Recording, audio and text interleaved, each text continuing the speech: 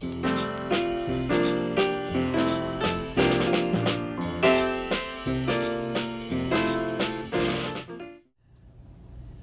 is Sister Jean Canora from the Shrine and Museum of St. Marianne Cope in Syracuse, New York. And I hope that you will follow us during this Lenten season. I am using two little books which I mentioned on Ash Wednesday, but this is the first Sunday coming up now of Lent, and these little booklets are quite helpful. This one little black book was from the Diocese of Saginaw in Michigan and written by a priest. So I'm going to read the first prayer for the first Sunday of Lent and give us some thoughts about what we should be concentrating on during this particular season. And one of them is why forgive? Why forgive? There are a number of good reasons why I should forgive. For example, it brings healing and peace to my own life.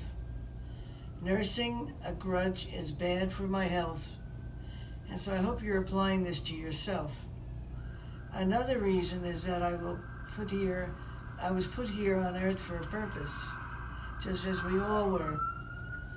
Born into this time and place to help carry out God's plan for the universe and for all people.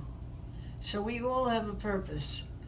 When you are born, Lord has something already planned for you, and it is up to you to take it into your heart and follow it through until we die. Another reason that I was put here on earth for a purpose is born into this time and place to help carry out God's plan for the universe and for all people. Did I repeat that?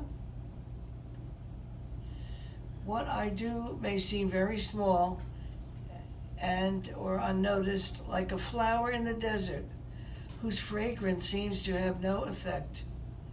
But a flower does have an effect, and the whole world is different because of it.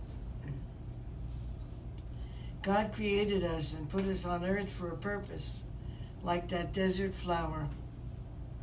What do I want to flow from me into this world? Forgiveness is a good answer. So concentrate now. If you do not choose to choose forgiveness as one of your things that you're going to work on for Lent, pick some kind of a topic that you can follow through with each week.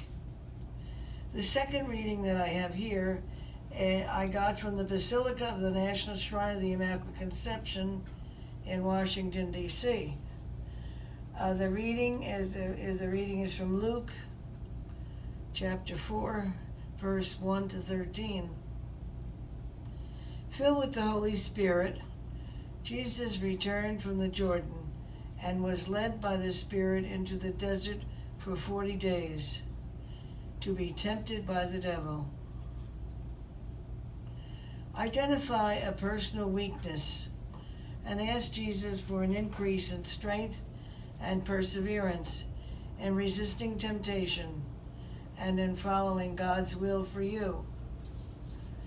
Each one of us is called in a different way, and as I mentioned, we all have a calling from birth to death.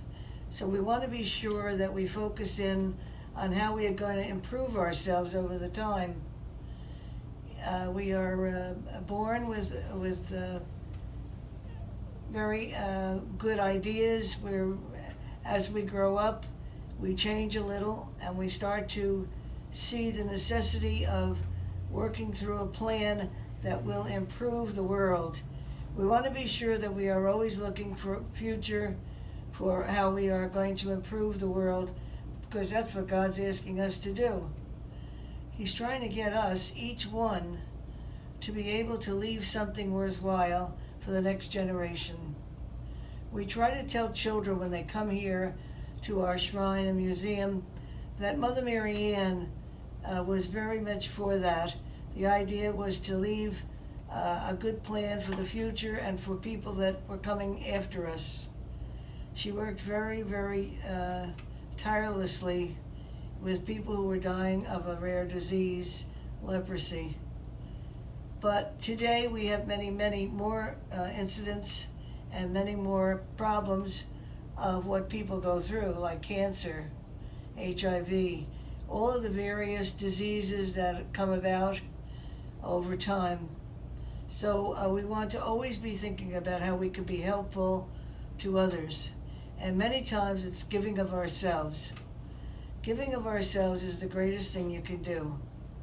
So I hope during this Lent you are going to focus in on a topic of how you will improve over the next few weeks. And forgiveness is one of the best ones to start off with. Because if you cannot forgive, there's always something within you that is gnawing at you and not able to be resolved. So we work on this particular thing of forgiveness. We hope that you will, in the meantime, during this season, we would love for you to come and visit the St. Marianne Museum. I think you will get many ideas of how selfless Mother Marianne and the Sisters of St. Francis were in the 1800s. They really, really worked hard and were selfless. They were not worrying about their own health. They were not worrying about what they could do to gain notoriety. Mother Marianne did not want to be noticed, but she did a tremendous amount for the poor and sick. So let us consider some of these ideas, and I hope by the second week of Lent you will have somewhat resolved one little thing in your life that will lead you to move on. God bless you, and I pray that you will make a very, very good Lenten approach this year. See you again.